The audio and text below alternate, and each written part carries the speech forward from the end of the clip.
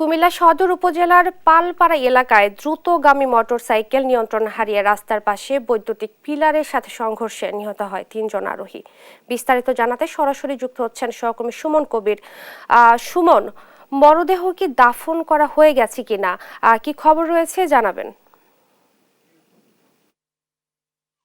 জি, আসলে যেটা বলছিলেন, আসলে একটা হৃদয় বিদারক ঘটনা ঘটেছে কুমিল্লা গতকাল রাত্রে। আসলে আমি যেটা জানি, কুমিল্লা বিয়ে বাড়ির থেকে আসলে ফেরার পথেই তারা পালপাড়ার ব্রিজ দিয়ে আসলে এই দুর্ঘটনা ঘটেছে। তবে একটা বিষয় জানা রাখি, কুমিল্লার যে এখানকার স্বাভাবিক অবস্থা, আসলে তিনজনে আসলে কিশোর, তারা বয়স 15, 16, 17 এরকম তাদেরকে বয়স ধরা হয়েছে। এবং সেই দিক থেকে যে বলি, আসলে ওই যে বাচ্চার যে মা আসলে কান্নাকাটি করছিল, এবং সেই সাথে তারা আমাদেরকে জানিয়েছেন যে এই বিষয়টা নিয়ে আসলে তারা গতকাল রাতে আসলে পৃথিবীতে ঘটনাটা ঘটেছে। আমি একটু কথা বলতে চাই প্রত্যক্ষদর্শী, সেটা আসলে কি ঘটনাটা ঘটেছিল। ঘটনা হলো এটা বিয়ে বাড়ির প্রোগ্রাম ছিল, আজকে অনুষ্ঠান, কালকে তারা সবাই মারে ছিল। এটা হলো আড়াইওড়া আদর্শ সদর উপজেলা, আড়াইওড়া আমাদের গ্রামের নাম।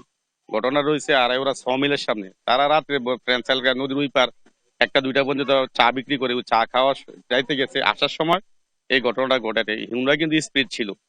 যে ভিক্টিমের বাড়িতে আসছেন, এই ছেলেটা হইলো আমার 1 বছর আগে তার ভাই মারা গেছে। 1 বছর হইতে এই ছেলেটা মারা গেছে, তার 3 ভাই। ছেলেরা বললো আমার চাচা, ছেলেটা হইলো আমার ভাই। তো আমরা শোকাহত পরিবার সবাই। এই ছেলেটা তারা 3জন, সবাই কেউ 14, কেউ 16, কেউ 18 আর কি।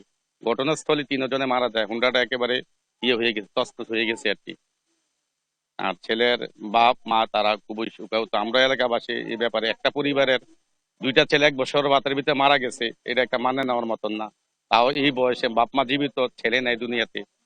তো আমাদের এটা আর কি মাইনে নিতে পারতেছি না আর কি, দুঃখ লাগতেছে যে এই বয়সে মা বাপ জীবিত, কথা বলছেন নি। ওই আপনারা আলাদা তাকে ব্যস্ত নসিব করো আর কি।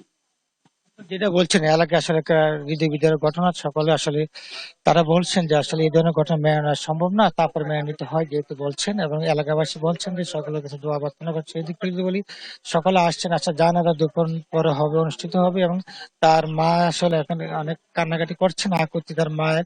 তো এই বিষয়ে যদি একটু কথা বলতে চেষ্টা করবো, যদি তার মায়ের সাথে আসলে মা আসলে কান্না বিভূতি করছে, আসলে একটু কথা বলতে চেষ্টা করি। আসলে আপনার ছেলে হারিয়ে গত বছর আপনার ছেলে হারিয়েছেন, এবারও ছেলের কি বলবেন? আমি কিছু কইতাম না।